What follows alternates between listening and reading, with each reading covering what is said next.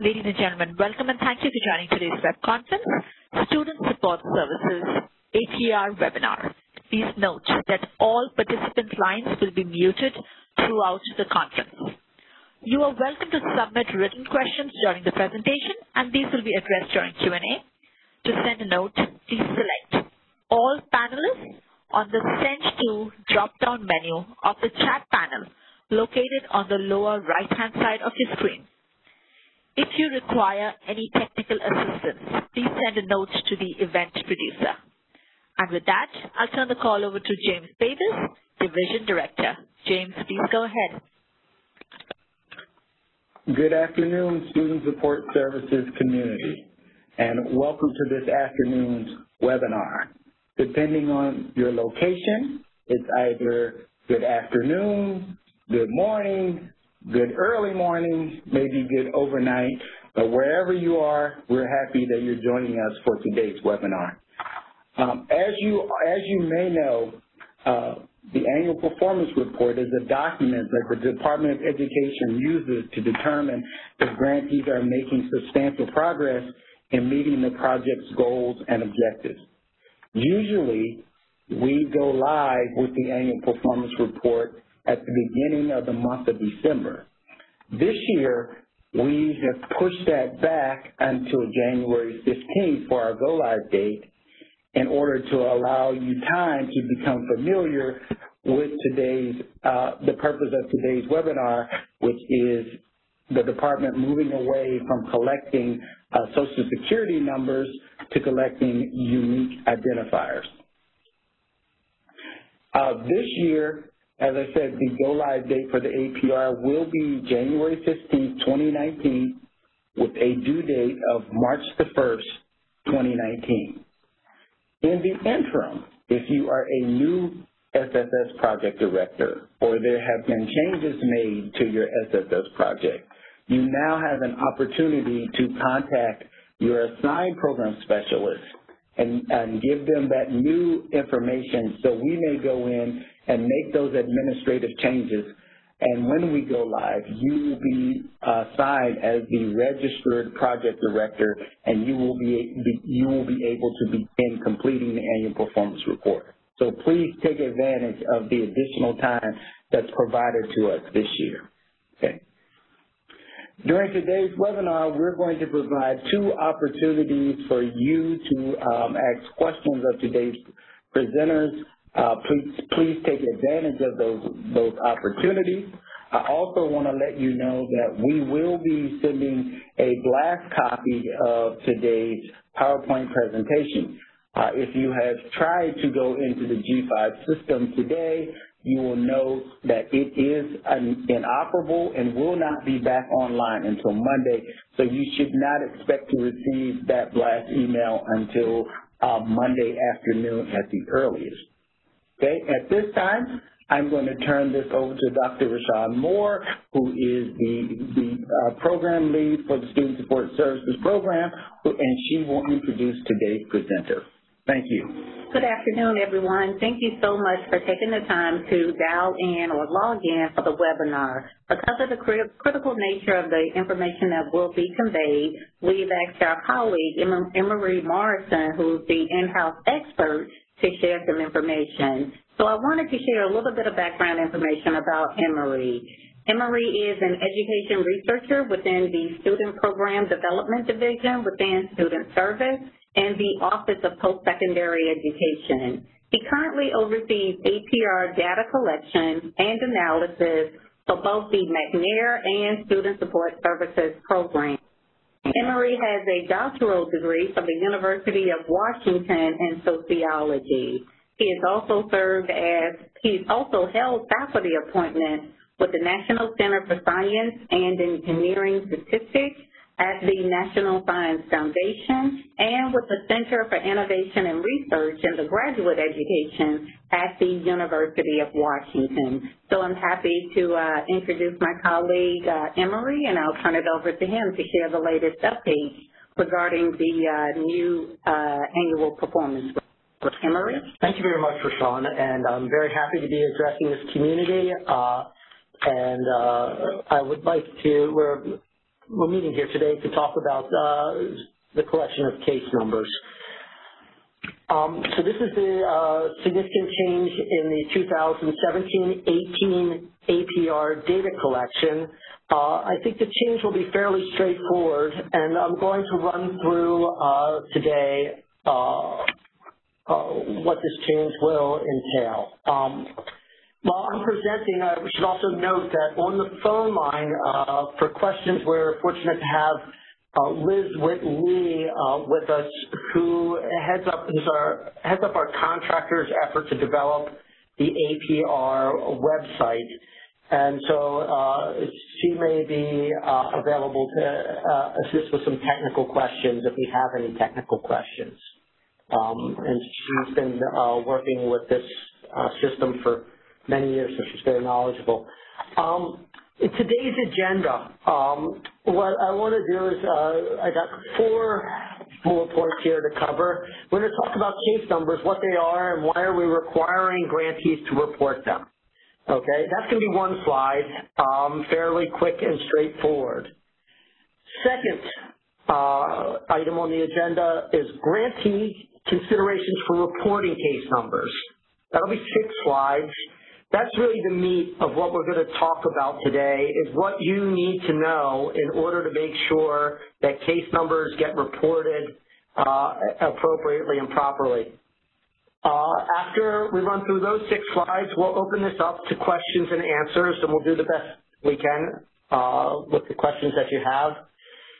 And then what we'll do is I'm going to run a demonstration on how to prepare an upload file with case numbers. This demonstration, I estimate, it's going to take about 20 minutes, maybe 25 minutes, and it's going to be every bit as exciting as watching someone play with Excel could possibly be, and no more so. But I wanted to do it to provide for you some illustration as to how you will be able to get your case numbers reported appropriately.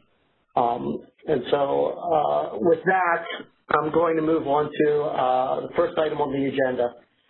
Case numbers, what they are and why we're requiring grantees to report them.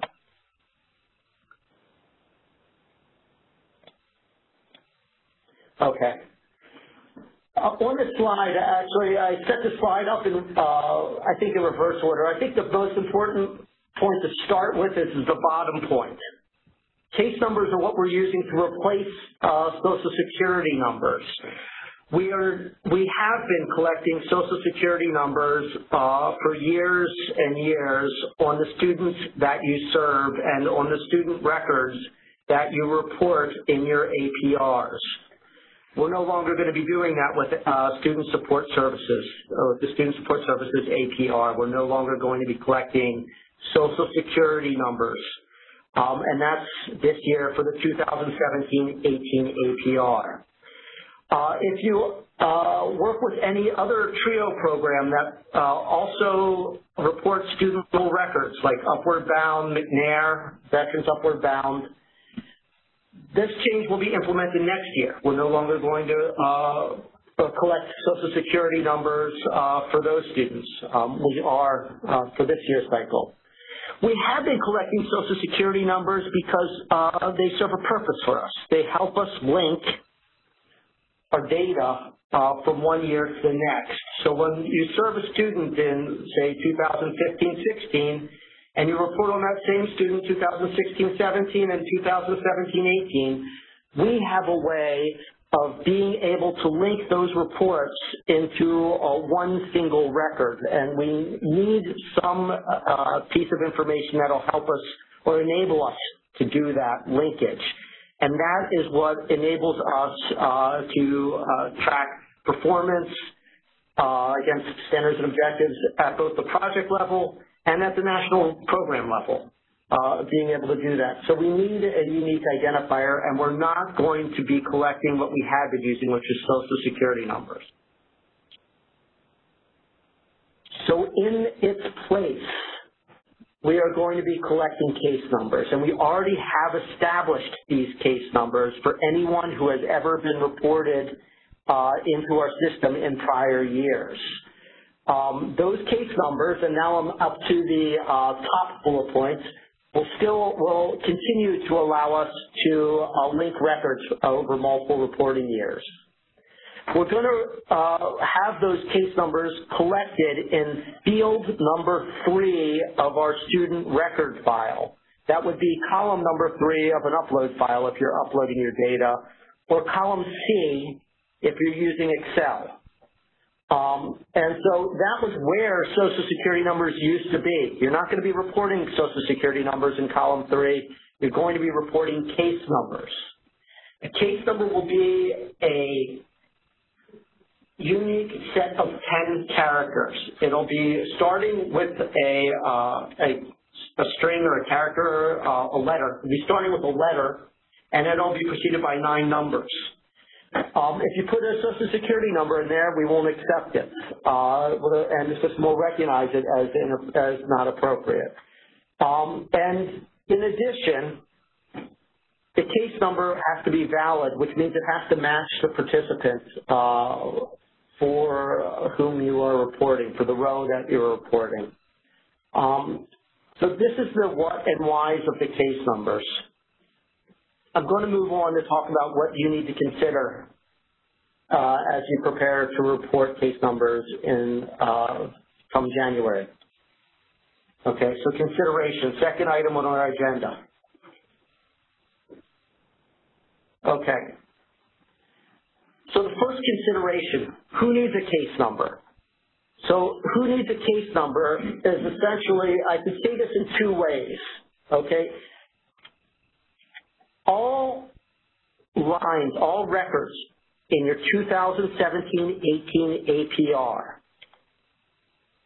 that are also reported in your 2016-17 APR. In other words, if they were in your APR last year, they have a case number, and you need to get that case number that they already have into your current file that you're uploading, or into the current data that you're inputting. Okay, and so those include all records reported in the 2016-17 APR. If they are from an old cohort, and an old cohort that precedes, that is earlier than the cohort that is being evaluated for degree attainment, you don't need to include those students in your APR if you do not want to, and therefore they won't need a case number. But everyone that you do include in your APR that was reported in 2016-17 APR, last year's, needs to have a case number this year. If you look at the last set of bullet points on this slide, slide number 6, it says all records reported in your 2017-18 APR as. This is not in addition to the ones above. This is just another way of identifying, do they need a case number? They need a case number if they're a continuing participant, because they were reported in, because they're already in our system. They need a case number if they were a prior year participant, because they're already in our system. And they will need a case number even if they're a new participant, but they were also reported in the 16-17 APR as a new summer participant, because they're in our system. So those people will need a case number, and you're required to provide that. But there's a group of people who will not need a case number that you are going to input in your 17-18 APR. And essentially, that comes down to people who were never in our system previously.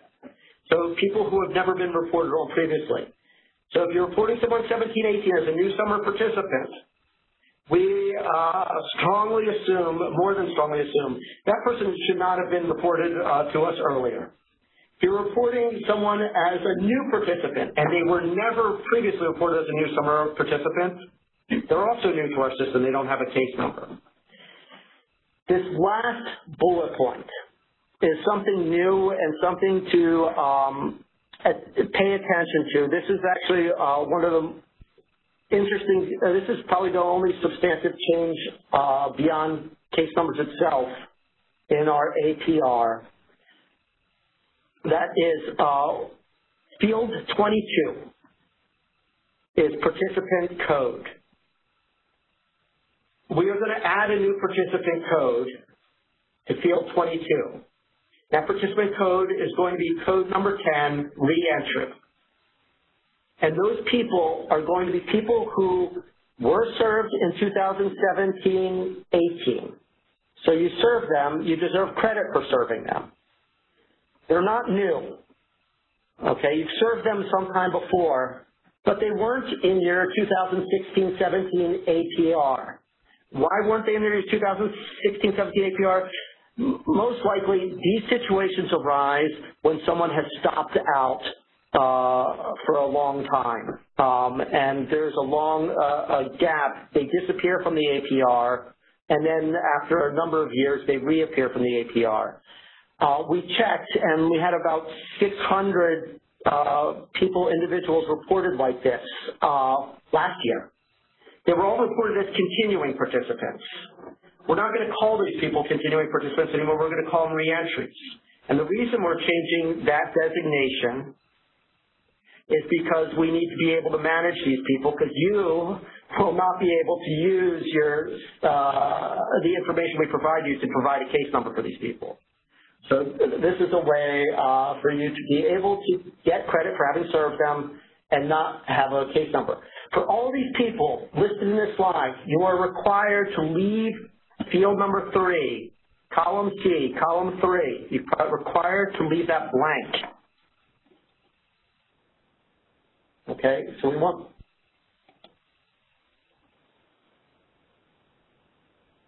this consideration, number 3, probably should have led with it. I think it's the most important one, and I want you to make sure that if you recall nothing else, you recall this one, which is, as to my knowledge, you have only one resource available to you in order to identify what is the valid case number for John Smith.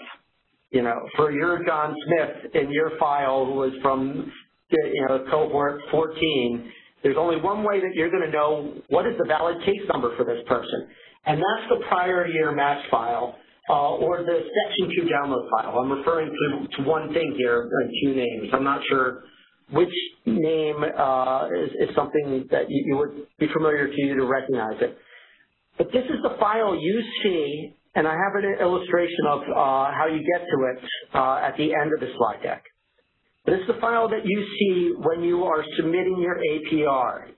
When you are inputting data in your APR, you input institutional level data in section 1, and you complete that step, and you move to section 2. And as you enter section 2, where we ask you to enter student level records, the first thing that you will see is an invitation to download your previous year's file, the file that you had entered 2016-17. Almost all of you are going to have to download it this year. There's a way around it, which I don't care to discuss today because this is the primary route of finding it, your case numbers. If you download your file, you will get an Excel spreadsheet that lists all the students that have been reported in a 16-17 APR, and in field number 3 of that file, you will see their case number, the case number that belongs with each student. That's your resource.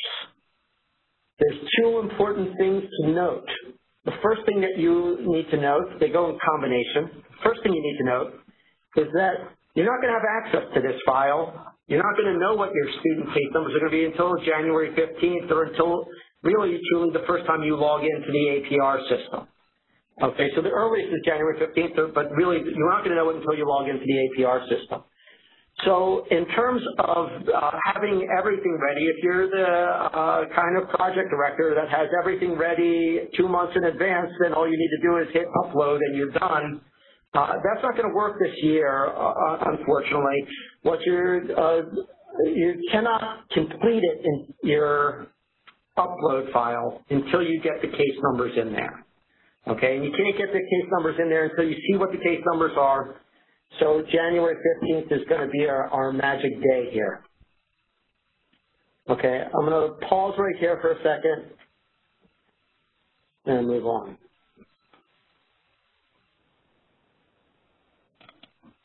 Okay. Slide 4 is fairly redundant to what I've already said, but it's worth repeating. Okay. These are the requirements for being able to submit your APR. In order to be able to submit your APR, all records that are required to have a valid case number are going to need to have a valid case number. It's not good enough that they have a case number. It's going to be the valid, appropriate, correct case number. And this was on slide number 6, consideration 1, as to which records those were. The second bullet point, I think I worded a little funny. I think it can be worded slightly better. Only records that are permitted to have blank case numbers have blank case numbers. That's actually, there's a little more to that. If your record is required to have a blank case number, it must have a blank case number. Okay? So if on slide number 2, I listed out which records should have a blank case number, those records must have a blank case number. If either of these two conditions don't hold, you won't be allowed to submit, and you have to return and fix your the information you're either inputting or uploading to submit it. Optional 1, prior year participants from outer range cohorts may be omitted from the APR, simply means if you have a prior year participant from a very old cohort, we're not requiring you to include that in the APR, and therefore you don't need a case number for this person. If you put them in the APR, then you need a case number.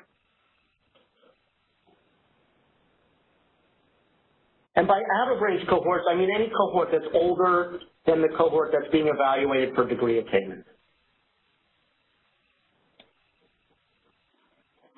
Okay. So here's how our system is going to evaluate, is your case number the right case number?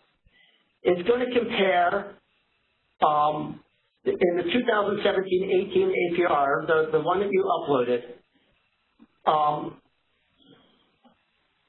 it's going to compare to the match file, the file from the previous year. If the student has the identical student cohort year, first name, last name, and birth date, they must have the identical case number.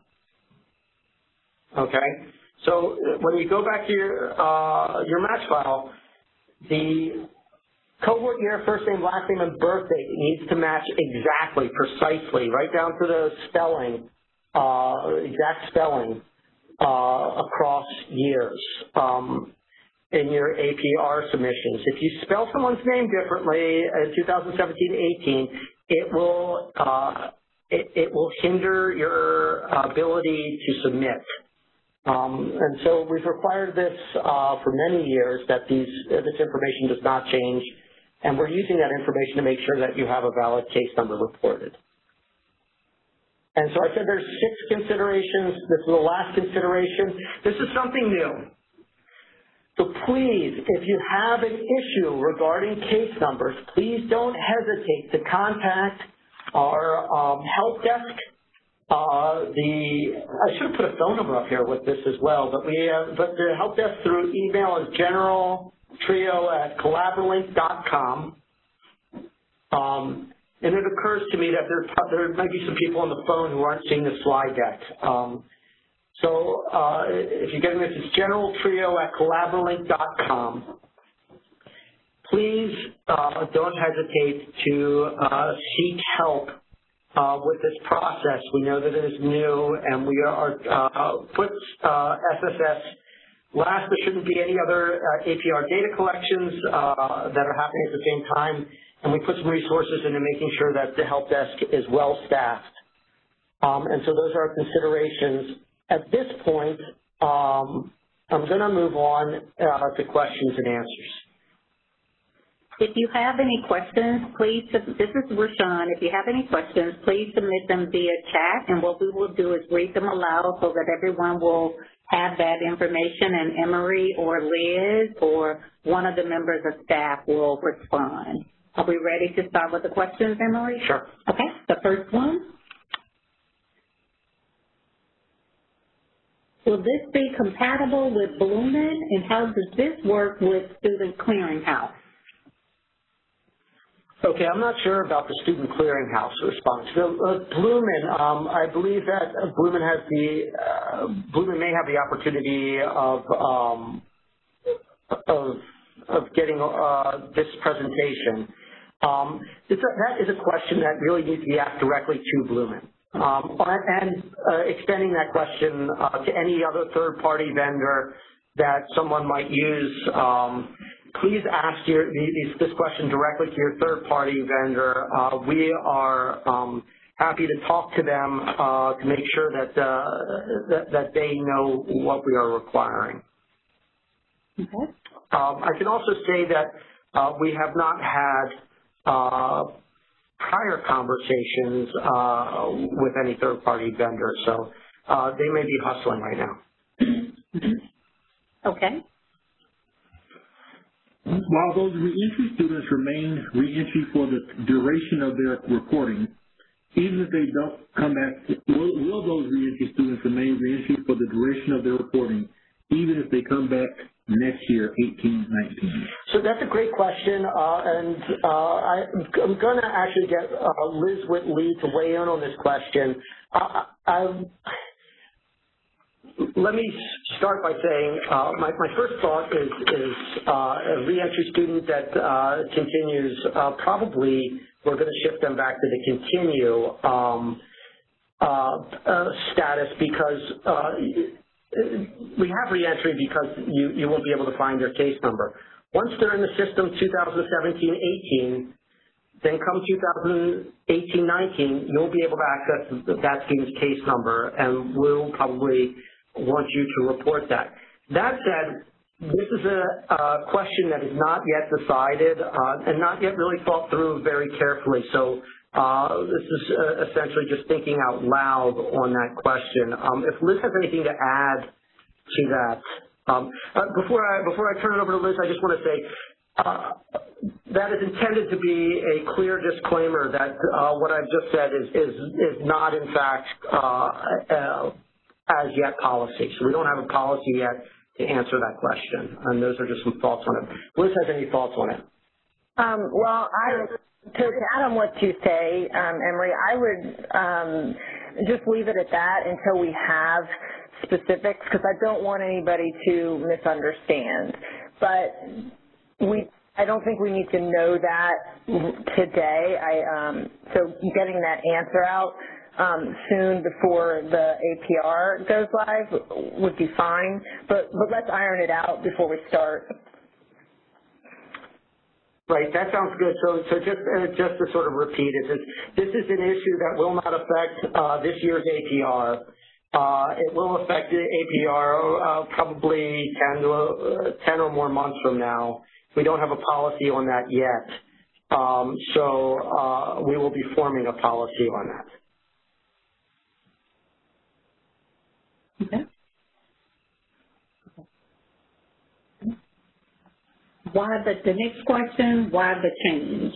So Social Security numbers represent a security risk, and there has been, to my knowledge, there has been strong encouragement at the federal government, some centralized level, for a long time to replace collection of Social Security numbers with alternatives where alternatives are available. And so we're merely complying with that.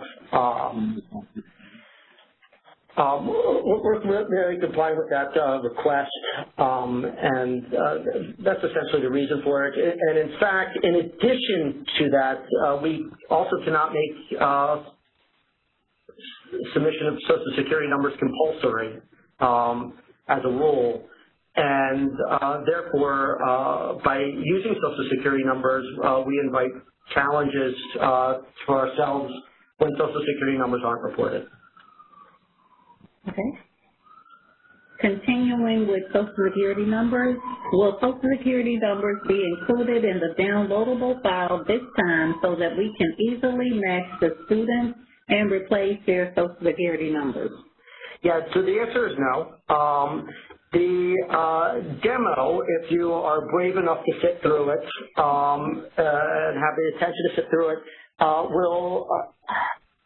is designed to provide a model to efficiently and effectively match case numbers from the download file to the upload file without using Social Security numbers. And just to sort of repeat, the download file I don't know if it used to, but I think it did used to have case numbers, not case numbers, used to have Social Security numbers in field 3. Field 3 will now have case numbers. There won't be any spot where Social Security numbers would appear. Just to repeat, the slides will be sent out to all grantees early next week. Also, I want to give you the go-live date for the APR is January 15th, 2019, and the due date will be March 1st, 2019. And our next question is there any discussion on getting case numbers sooner than January 15th? Thought of that in my head.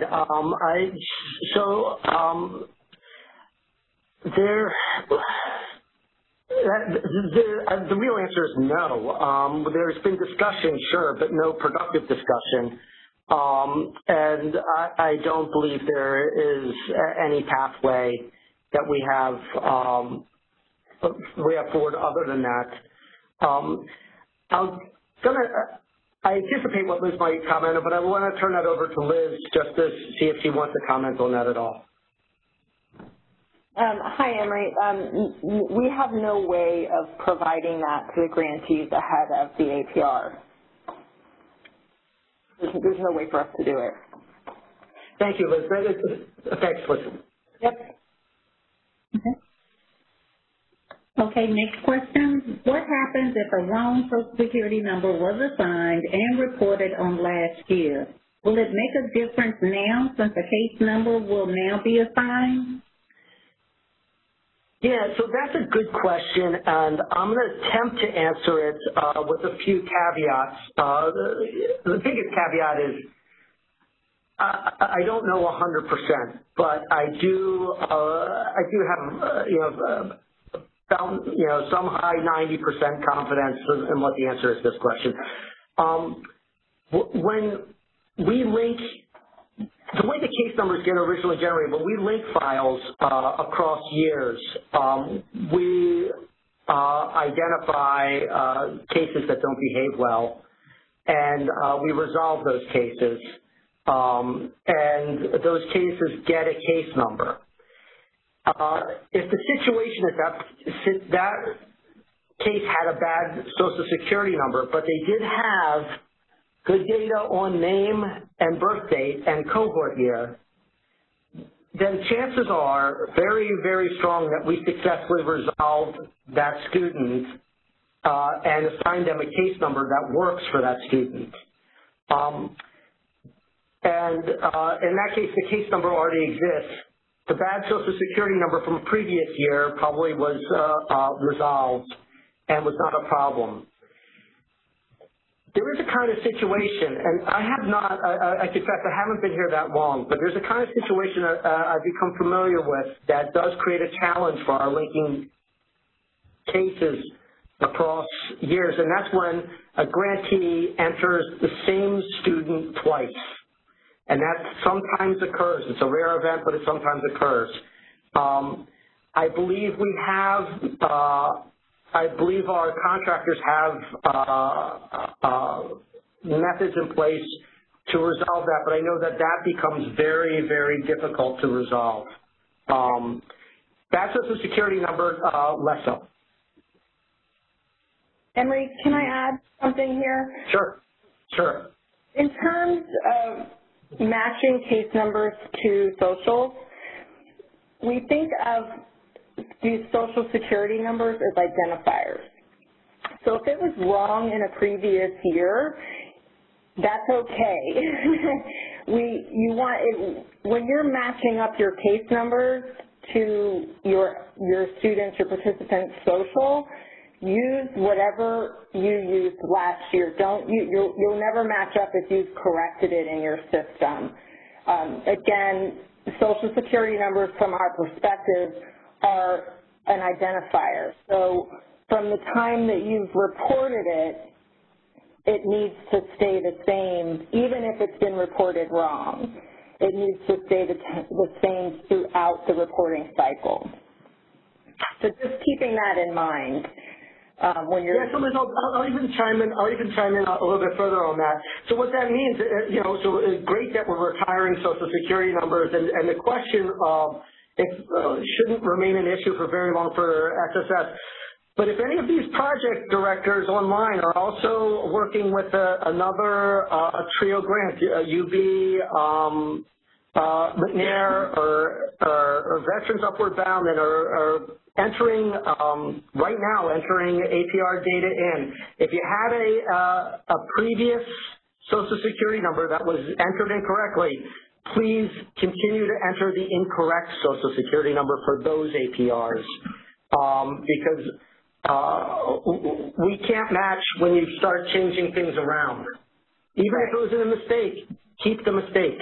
Agreed, yes, because again, it's just an identifier from our perspective. If you actually correcting it is going to cause you more headache and more heartache. So, make sure that you're reporting it the same every year. Can you, Emory, can you elaborate on how case numbers, again, will be assigned to new students? It's a good question. I'm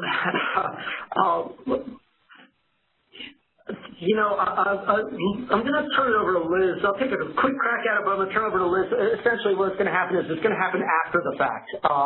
So between the APR reporting year, after you complete the 2017-18 APR, before I dig myself in the hole, let me turn this over to Liz. I realize she's going to have the answer. Okay, so when you submit the APR, when you do your final download,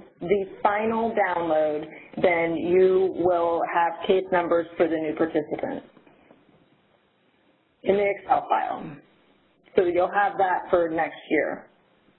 So in other words, when they, so I didn't know this either, Liz, this is interesting. So when they submit and they get opportunity to click on a button that gives them the file that they submitted, what they're going to get back is they're going to get back a file that and I'll hesitate to use magically, where the Excel file will have a case number in for the new participant. Yes, I want to clarify the final submission. There are various points during the APR that you can download your file, but you're not going to get a case number for new participants until the final submission. Once you've so that's great. I didn't realize that, but that's fantastic. Yep. Liz, please provide a telephone number for CollaboLink. Or the help desk. The help desk. Okay, so the help desk email or the phone number and email address will be provided when we open up the APR. So you'll get, as every year, when the system opens up, all the directors are emailed what we call a director letter with instructions on how to access the APR and how to access the help desk. So that'll happen in January. Emory did give the email address, and what I would suggest is if you have questions regarding the case numbers, we would prefer that you email us. We're in the middle of data collection for Upward Bound, and so it's a lot easier for us to send replies regarding specifically SSS via email. Thank you. This is to address grantees who are asking questions about third-party reporting systems. Blooming Student Access and other services like that you have to reach out to your third-party servicer to ask them, are they going to include the case number?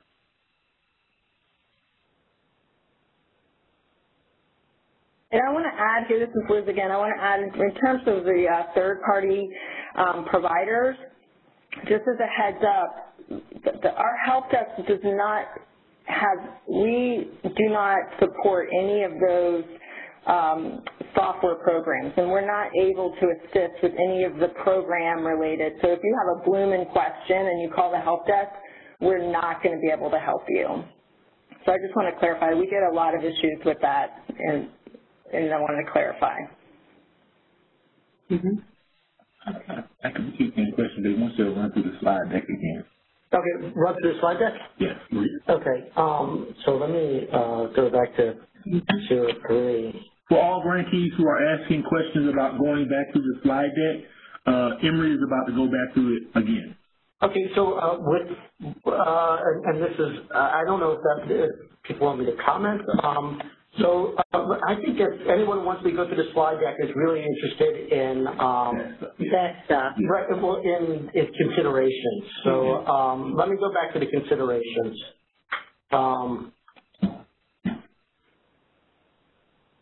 So just consideration number 1, I want to say that, emphasize that there's 3 levels of bullets here, and the 2 sub-bullets cover the same ground. It's just 2 different ways of framing it. So in other words, we should be talking about, these are referring to either the top all records reported in the 2016-17 APR submission, or the all records recorded in your 2017-18 APR, as either one of those should cover the universe of cases that you need to have a case number for. So it's not one in addition to the other. It's either way of looking at it. Okay. The second slide, the second consideration, I'm just going to leave that up there. If anyone had wanted to see it, just to see it, I've already commented through it. And since I don't have a specific question, I don't know what to highlight. Okay. I will say that the bottom set of bullets about the reentry participant is probably the most interesting part of this slide. They're going to be part code equals 10. If you've got someone like this, their part code equals 10, not part code equals 2. If you put them as part code equals 2, we're going to require you, the system will require you to enter a case number, then you'll go looking for a case number, you won't find one, and then you won't be able to submit, and you'll be sad. And we don't want that. And so you want to enter them part code equals 10, and then you won't need the case number for them. Okay, again, third consideration, the most important, is you really won't be able to get started on this till January 15th.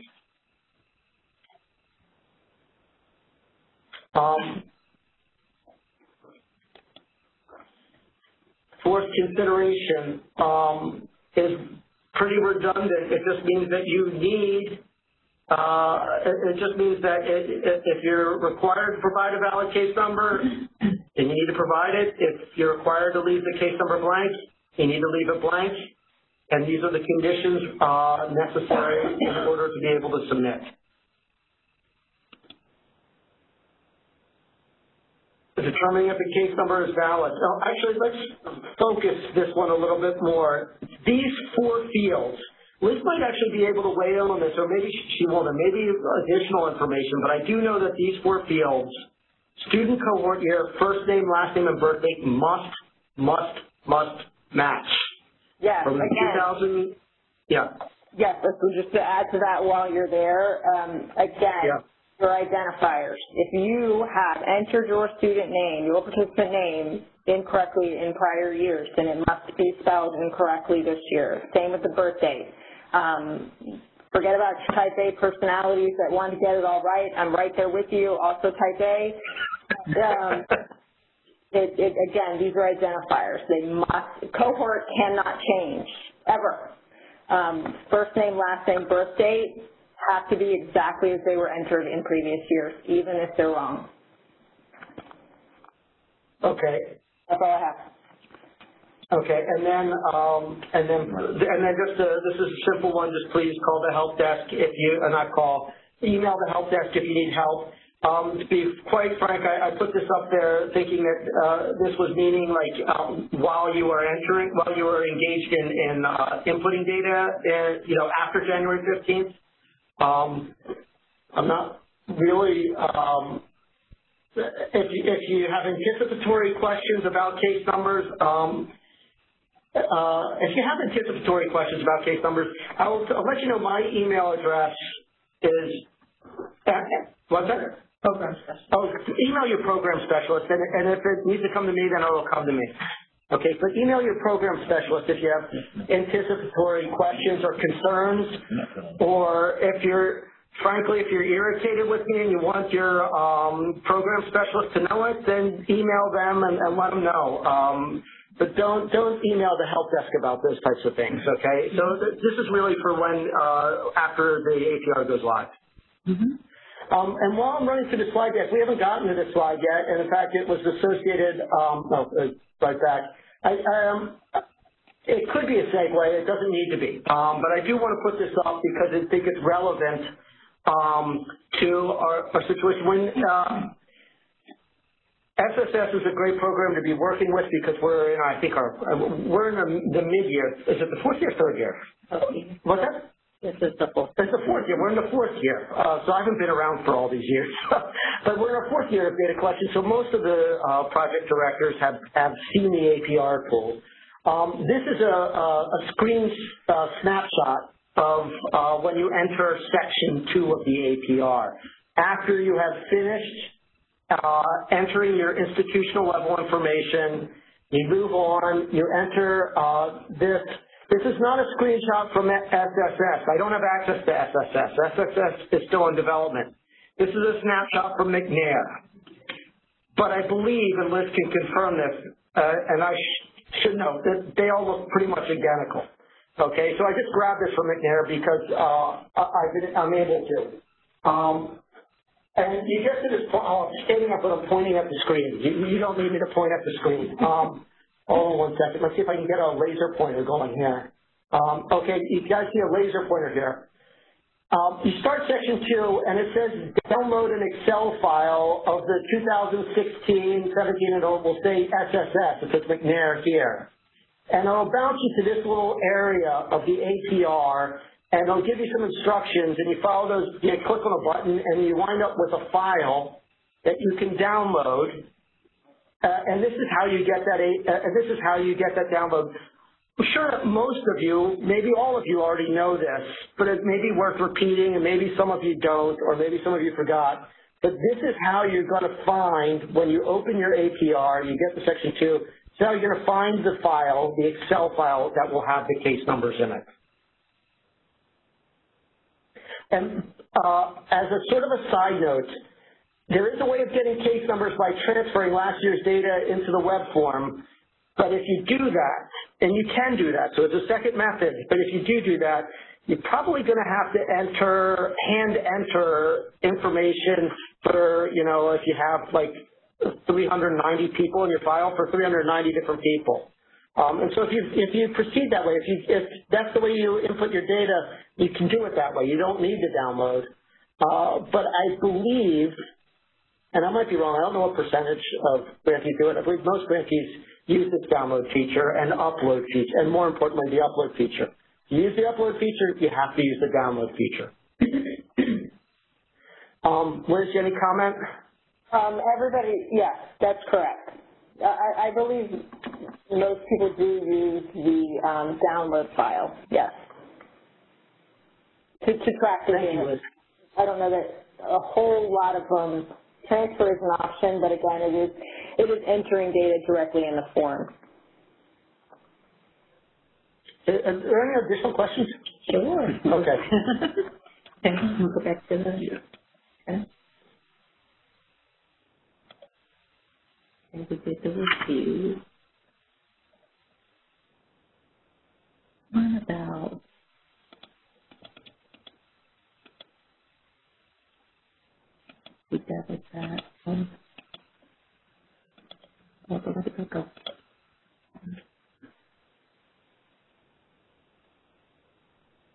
did that one.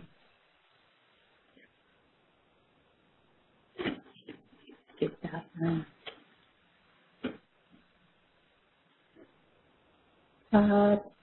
Will the name change field still exist in this APR? Yes. Name change field will still exist.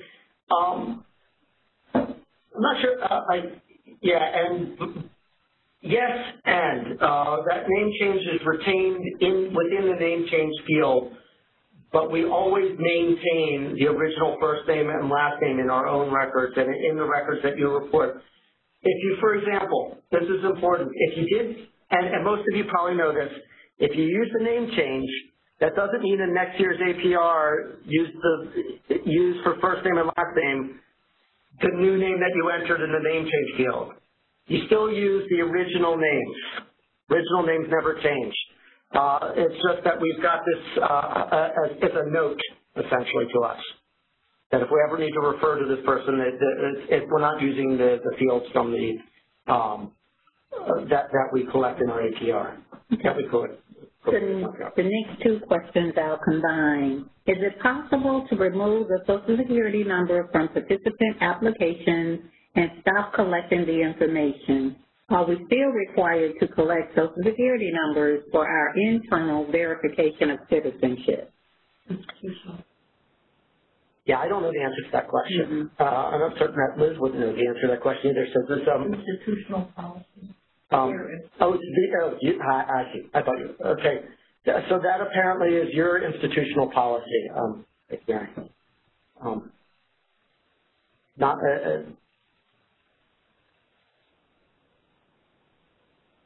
So we have a question about cohorts, out-of-range cohorts.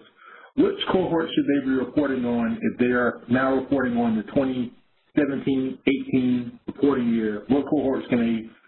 I get nervous when answering this question because it's actually there's a lot of numbers in my head and I don't like getting them wrong.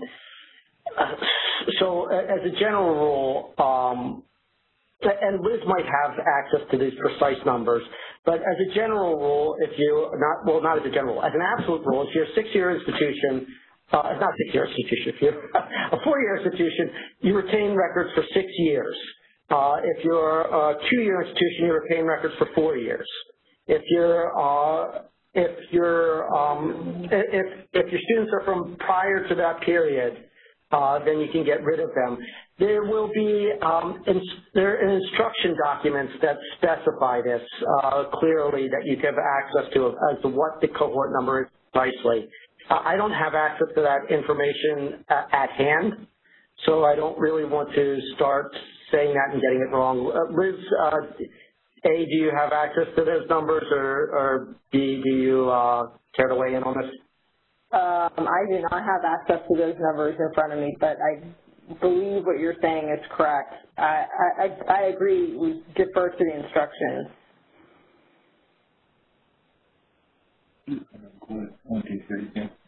Okay, so yeah, I can go on to these. So we're going to move on to the demo. Hold on 1 second. I'm going to take a quick drink. Okay. So the demo. Jump out of. Okay, so let me say a few things before jumping into the demo. Actually, I added a slide. Hopefully, you are able to see. What is this? Decline it. Okay.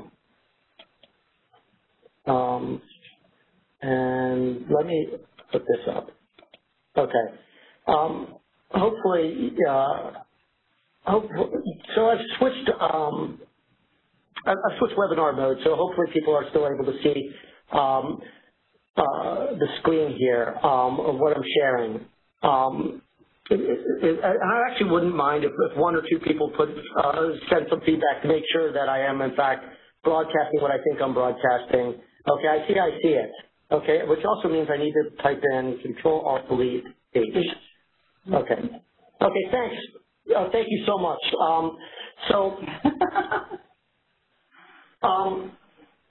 This demo, okay.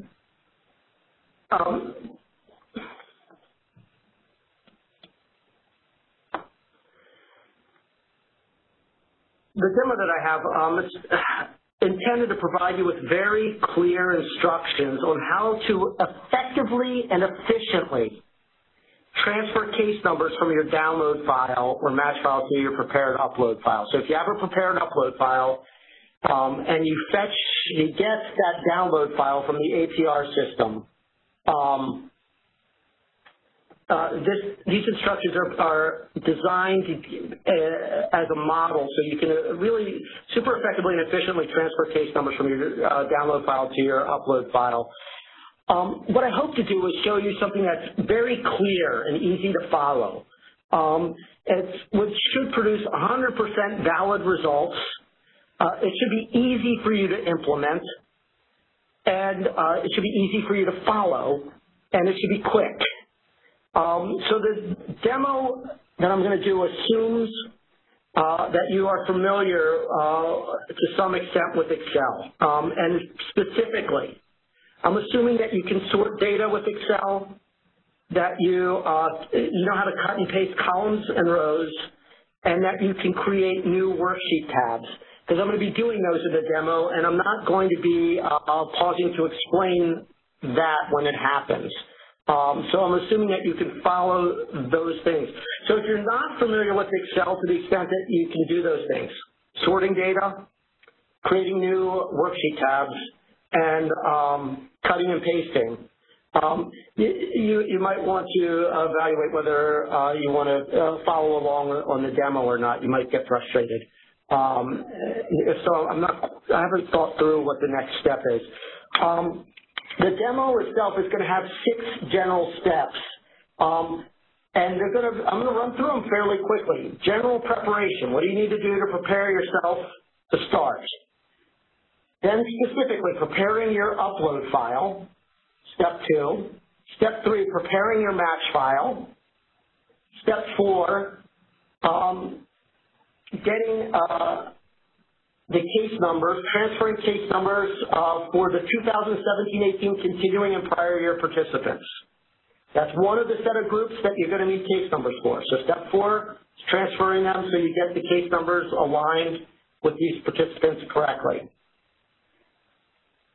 Then step 5, we're going to look at the case numbers for the people that you reported as summer participants from the previous year, how to get them in. And then step 6 is just putting it all together, okay? And then this is like the part I'm wincing about, is I rehearsed this a couple times, and in rehearsing this, and it didn't occur to me until I did it, it's probably exceptionally boring to watch. It's every bit as exciting as watching somebody cut and paste columns from Excel. So either bear with me or don't, that's your choice, but I apologize because I don't like I don't want to make anyone feel miserably bored. But what I want to do is I want to start is that I have 2 files up here, okay? And for this, let's say I've got an upload file. It's the bottom one. These are 2 separate Excel files. See, here's one. And the one on bottom that's in blue background, that's the file that you have already prepared. Okay, that's an example file that you've already prepared. And on top, this is the file that you just downloaded. Okay, so this is where we're starting. And so in my general instructions, I say make a backup file of each of these in case you screw something up. You don't want to, have to start from, all the way back again. Make a backup file. I'm not going to do that step because you all know how to make a backup file. So we've done step 1, which is general preparation. We've gotten these 2 files. Just as a little bit of background, this is a made-up grantee. There is no grantee, as far as I know, I hope, because that's got the number 1599999. You recognize this as your you'll recognize this as your download file because this is batch year 2016. You recognize this as your upload file because this is batch year 2017. Right here, you'll see what your case numbers are going to look like. everything in these files is not real data, it's made up, okay? So these are all made up data. These aren't actual case numbers for actual people. I use the random name generator, and you notice that first names and last names sometimes don't seem to go together. Sometimes they do. Most of the time they do. But they're just random names and random birth dates. And when I'm not using a piece of information, but it probably exists, I just put a little pound sign in, or a date, I put it in to make it look like a date with pounds. Okay, there's our general setup. Okay, so I'm on step 2, prepare your upload file. Okay, so I'm just gonna increase this. So what I wanna do is I wanna get case numbers in where it says Social Security number. So I'm just gonna type in case number at the top of this field, and I'm gonna get rid of all my Social Security numbers. I don't want any in there. You'll notice I didn't actually have any real Social Security numbers in there, but I had information there. I want to get rid of it. So get rid of your Social Security numbers. You don't want them. We're in column C, field 3. That's where the case numbers are going to go.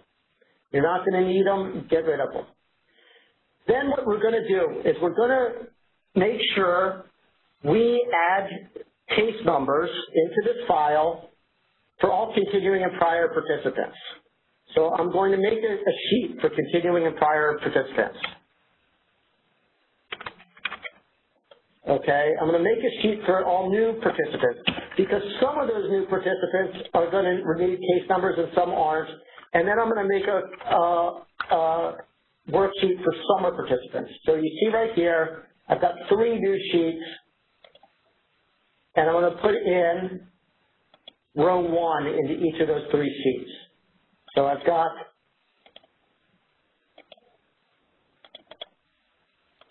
the labels that I need in order to upload.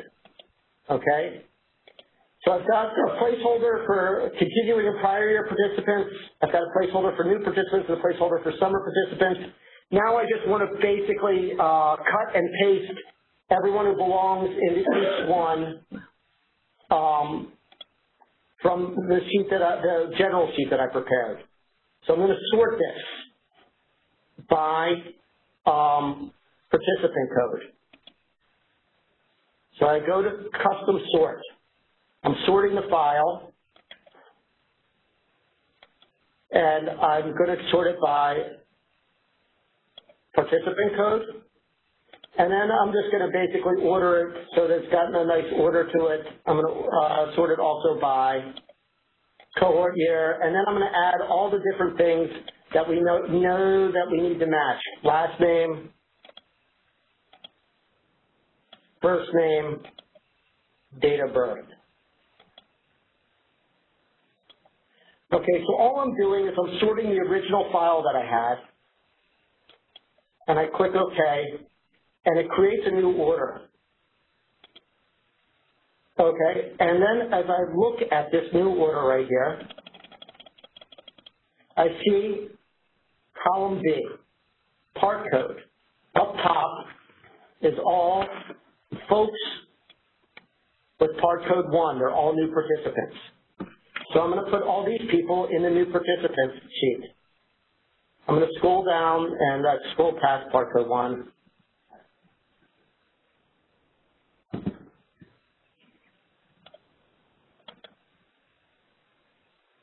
And I'm going to copy these people and put them in the new participant sheet. These are all my new participants. So I've got my new participants loaded up right here.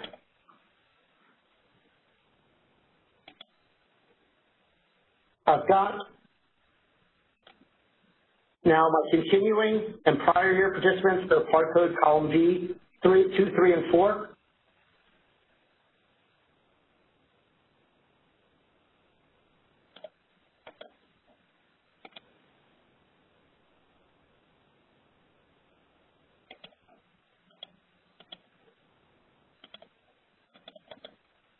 And I put them in. And so now I see my continuing and prior year participant tab worksheet is only continuing and prior year participants. And finally, I collect up my part codes 8 and 9. Oops, let's scroll past them. Column V.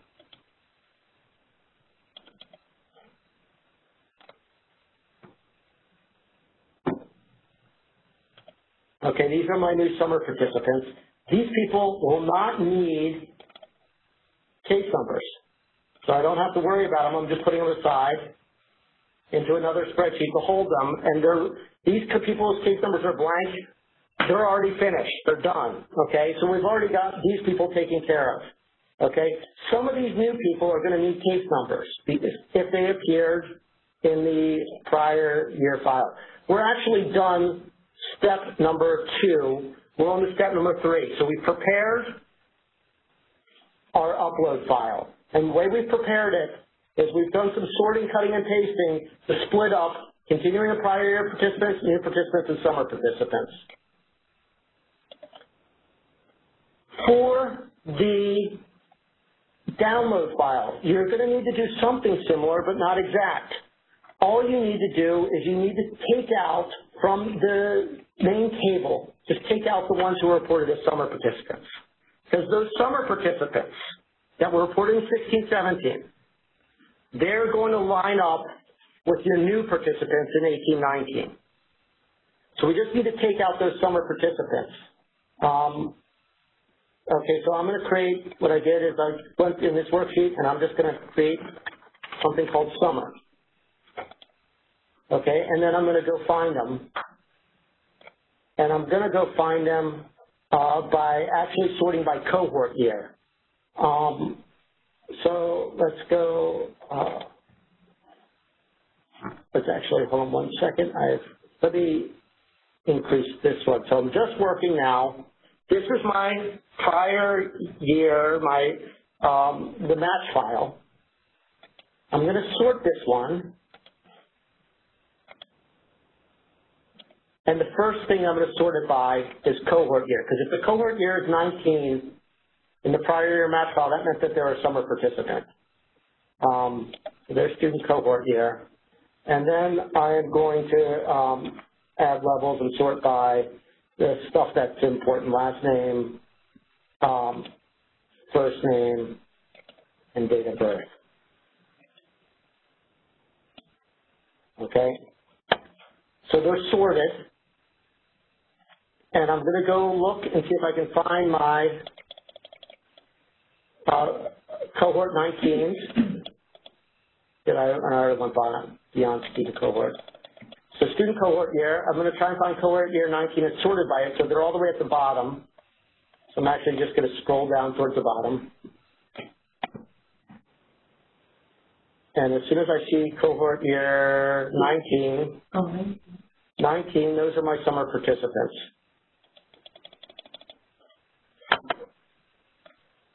Those are my summer participants. To be clear again, those are my summer participants from my 16-17 match file, and I want to just treat them separately.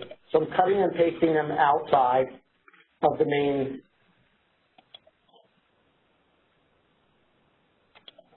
table.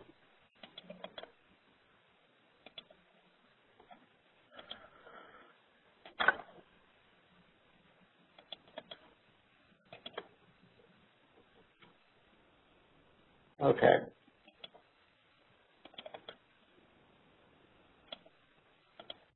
And then the student, I have this big gap right here. I just want to close this gap. These are the people I took out. These were the summer participants. Those were rows for the summer participants. So I just hit delete here. Does that work? No, let me hit delete.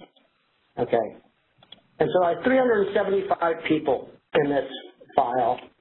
375 people left in this worksheet. Those are going to be people who were reported last year that should be continuing or summer participants. If I had prepared, and I'm assuming you did, if I prepared my upload file correctly, when I go to continuing participants,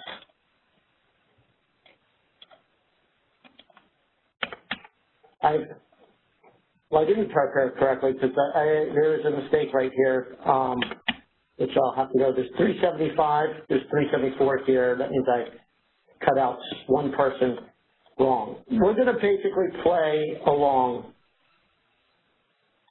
Okay, I'm seeing questions that are being asked. Let me actually pause right here because, let me pause right here for 1 second because if I need to wait for people to catch up or if there's any feedback that I need to know, then maybe I should take that right now and if people are sort of having trouble.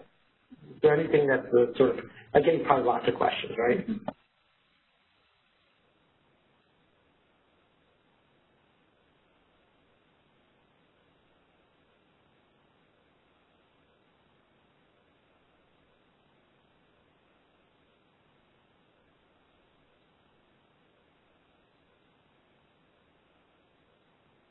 So we just discussed, because there's a large volume of questions coming in, so we just went offline for 2 seconds to discuss what the nature of some of these questions. There are questions that are very specific to particular projects, and we can't really use this time to answer those questions because we just can't manage those questions. We have other questions that are dealing with general changes that aren't case number related. And Liz, I'm not sure if you're still with me. I hope so. I am. I'm here. We do not have any changes to SSS that are not case number related. The only thing that I can think of offhand is that the participant code equals 10 is a change. It is case number related, but it is not, obviously such.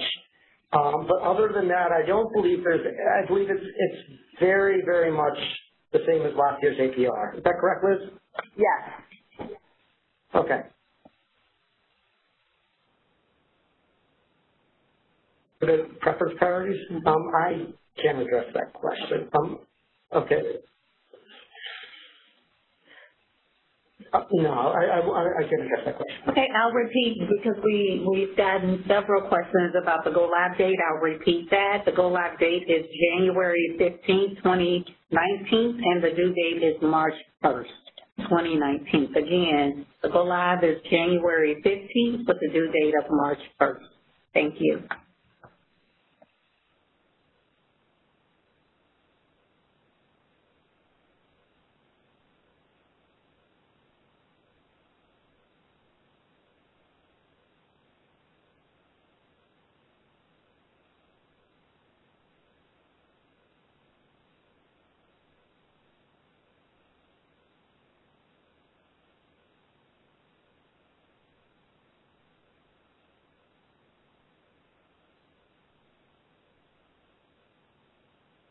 Okay, so we're pausing here to revisit a question about reentry students in the slide deck. And I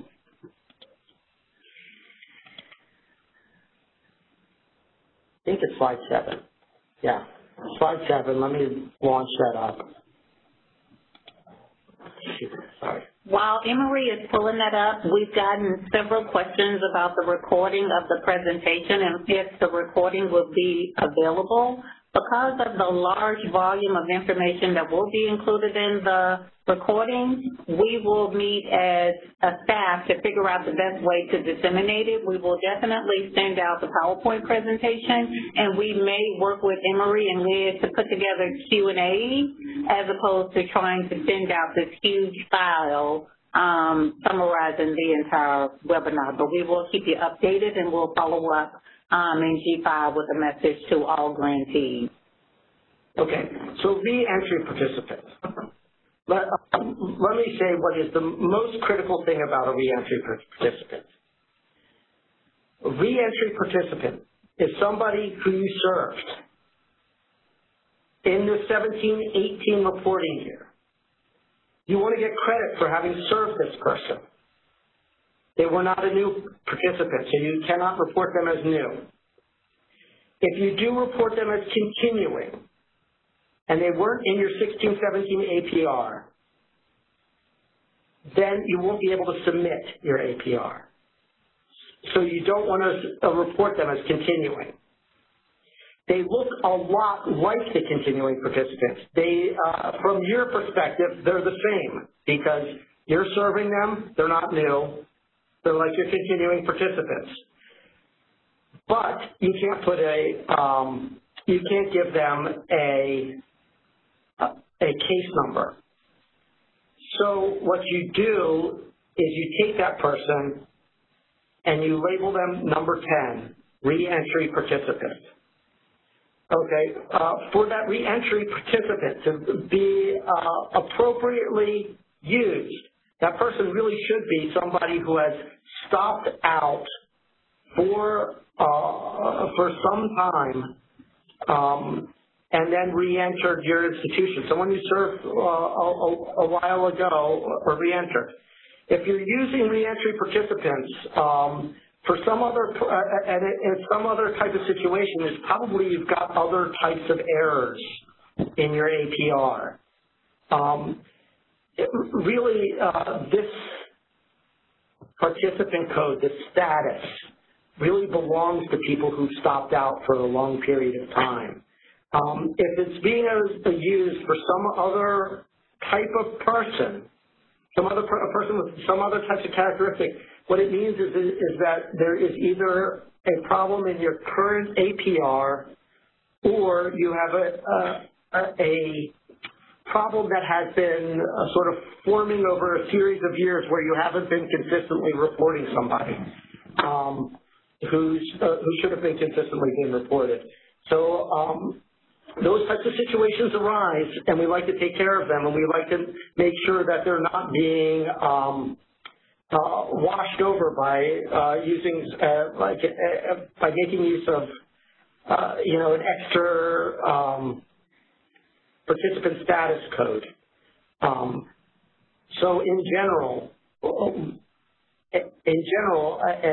thumb test that you can use to see if you are adding this reentry code, participant code number 10 correctly, is this person should have been stopped out for some time. Liz, did you want to weigh in on that at all? No, Emery, I think you got that. Good job. Okay, so let me actually take control of the wheels here a second. I believe that given the time that we have for this presentation, I think that if the demo is going to come to a conclusion, I'm going to return to the demo, recap where we've gotten to very quickly, and then continue. And we probably will not have time for any questions except ones that are specific to the demo. So I think that we've sort of closed the door. If you have follow-up questions, please email them to your project specialist, program specialist. Thank you. And they may get to me. I'm returning now to the demo. What we did is we prepared a download file by splitting it into two, which is pretty much everybody from the 16-17 year and the summer participants, and then we split this one into three, which is pretty much continuing prior year participants, new participants, and summer participants. And in doing the demo, and I'm doing this live, I realized that I've done a cut and paste error where I'm missing one person from this line right here, and I assume it's going to be line 375. I could be line 2. No, hold on a second. It's going to be from the last line. I'm just going to fix one mistake, which is going to be the last number 4.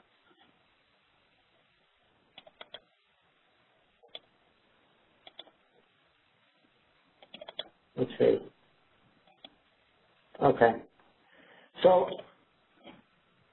we have the same number of people as continuing prior participants in our upload file that we had in our download file. Now we're just going to sort them. Okay, we're going to fill this. We're just going to sort these the same way so that they're all in the same order. So I'm going to we're going to my download file, and I'm going to sort, and I'm going to sort by, actually these guys are already well sorted. There's student cohort year, last name, first name, date of birth. Those are the 4 things that we are making sure that we're matched on. So now I can see that row number 1, James House, is not row number, see if I can move this a little bit. It's not the same as the first person, Danny Yoder, in the upload file. I want to make sure that this is the same person, so I just sort it in the same order. And I go and I sort the upload file, the continuing prior year participants, go to custom sort, and I sort by student cohort year, last name,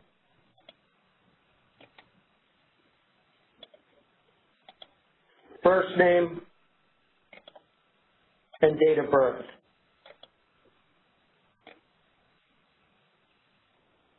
Date of birth should be up top right there, DOD. Okay.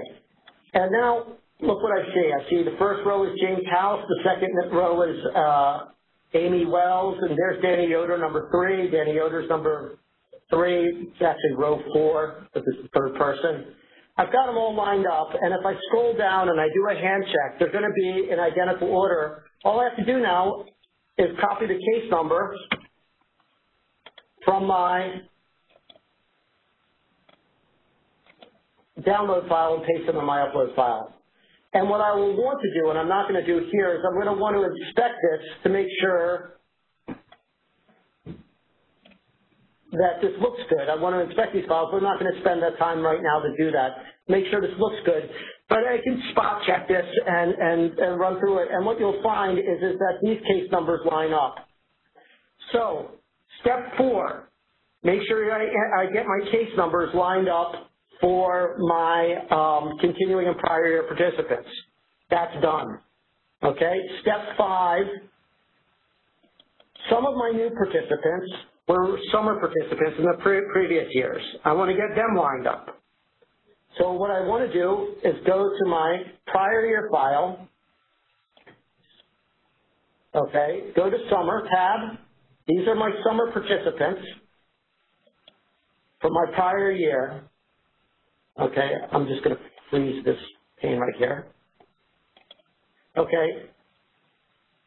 Francis Alvarez, Stefan, oh my gosh, I can't pronounce this, Daisy Berry. Okay. So I've got these, and I want to sort these. Basically, it's going to be an exercise in getting these 2 files sorted in the same way. What I'm going to sort these by is a little different. For the summer participants, I want to make sure that I've got something that, for my new participants, is only going to push towards the top people who were summer participants last year. There's actually not a whole lot in the file that'll do that, but date first served does. So I'm going to sort by date first served. So I go sort, and I'm going to sort both files by date first served, first service date, and then I'm going to add the, I don't need cohort because everyone's the same cohort if they're a new participant, but I'm going to go last name, first name, date of birth. I sort these guys, and I sort these people by the same thing. So these people are my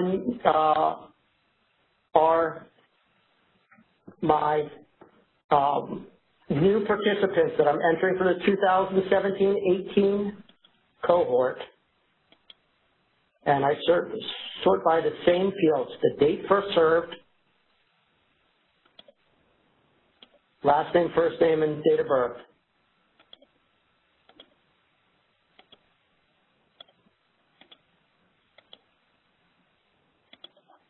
Okay, and once I've done that, you can see my summer participants: Mark Fleming, Heather Schultz, and if I scroll on down, you'll see that they're the same. Here's what happens. I scroll down, and I see there's only 27 people who were recorded as summer participants.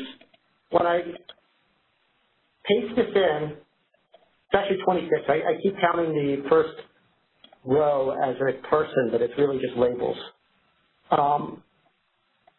I get case numbers inserted all the way down to number 27, which is Janelle Garrison.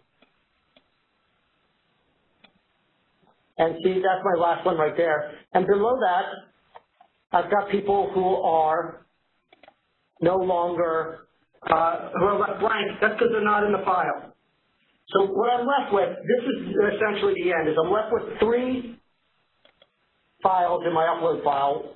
One continuing in prior years. Every single person in this has a case number.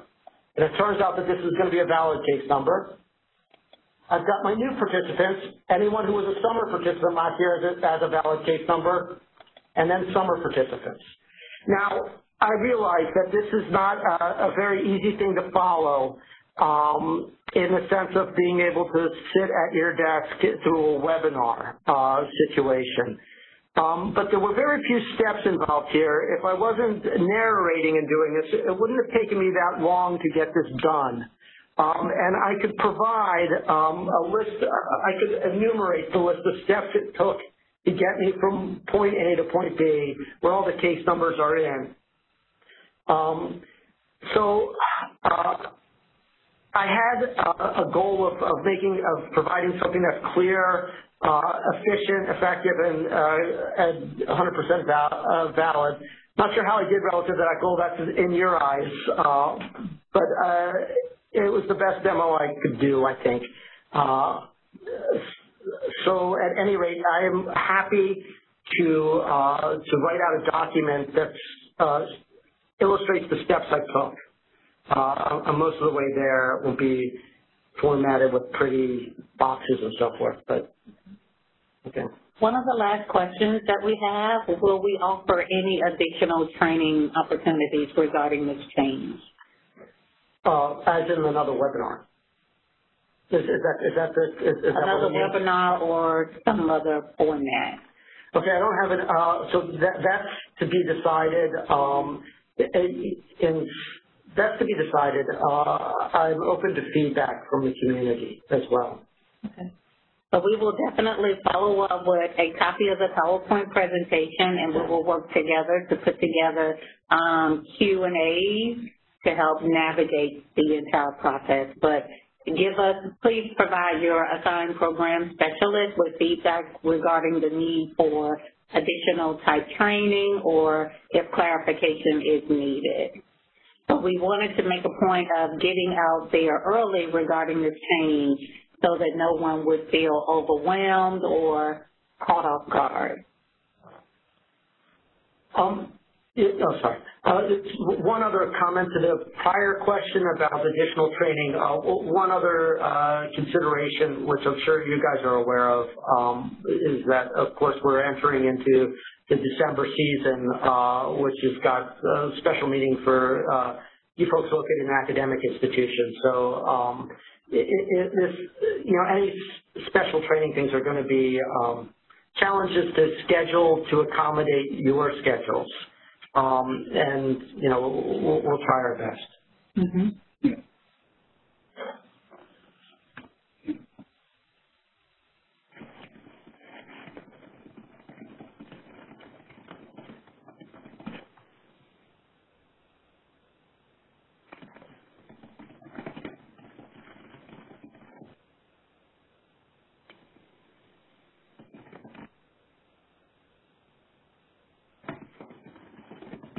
Okay, so we'll pause here for 1 second.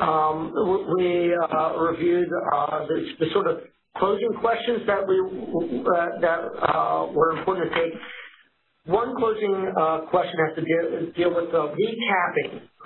Where does case numbers originally generate from, and who needs case numbers? And in some senses, it's very easy question to answer and more simple than anything that I've presented so far, which is as soon as any individual that you served is entered into an APR, internally, we've been using case numbers to link across years.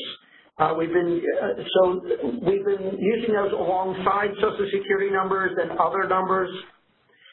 I will say this, that like, one of the challenges with Social Security numbers is some people didn't have Social Security numbers reported. So in fact, the Social Security numbers were a step towards the case numbers.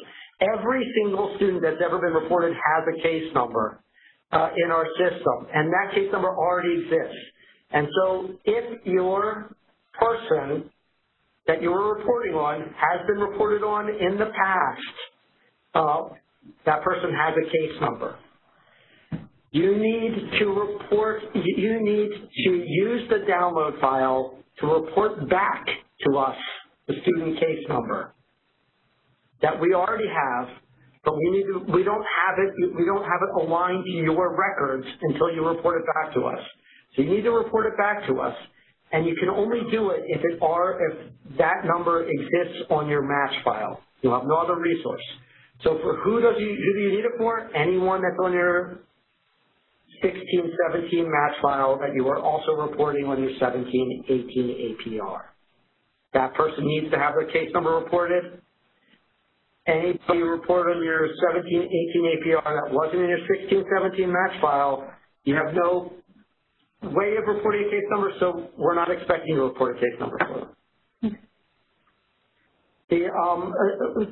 I'm not sure if I'm the one closing. First of all, before we do any closing, I just want to give one little space to see if there's anything that was said recently that Liz wants to chime in on to correct, in particular, correct anything that I said that was wrong.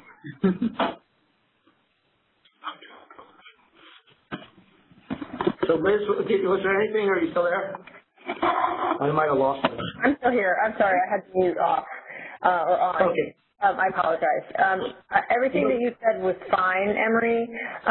One thing I do want to clarify, just because I'm seeing it happen, if you look on the screen, the formatting that you have that Emery has in his file, do not format your file when you upload it. No lines. It's much easier to read as he has it on the screen with the lines and the colors. That is not going to work when you try and upload it. So you want to take out all of that kind of nice formatting. So just wanted to point that out, and that was the only thing I saw. Thank you so much, Liz. You're welcome. No problem. Okay, this is James again, and before I close this webinar out, I have a few things that I'd like to reiterate just a bit before we close this out. As was said numerous times, the go-live date for the SSS APR will be January 15th, 2019. The due date will be March the 1st, 2019, okay? If you are a new SSS director or there has been a change made at your project, you have between now and that opportunity to go ahead and notify your program specialist that you are new so we can go ahead and make that administrative change.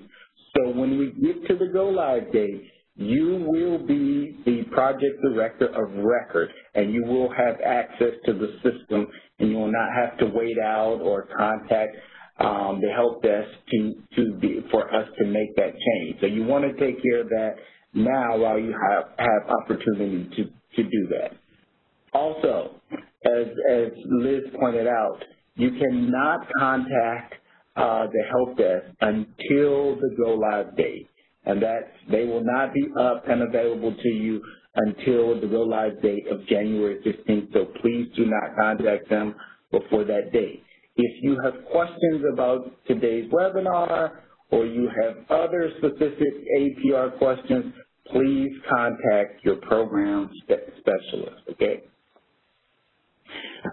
In regards to additional trainings that may come about as a result of today's webinar, as Rashawn said, we will get together as a team. We will look at some of the questions that are coming forth, and although there are going to be some challenges scheduling during the holiday season, especially for those of you who are about to go out and your institution is about to close in late November, and some of you will not open up again until about the time of go live date.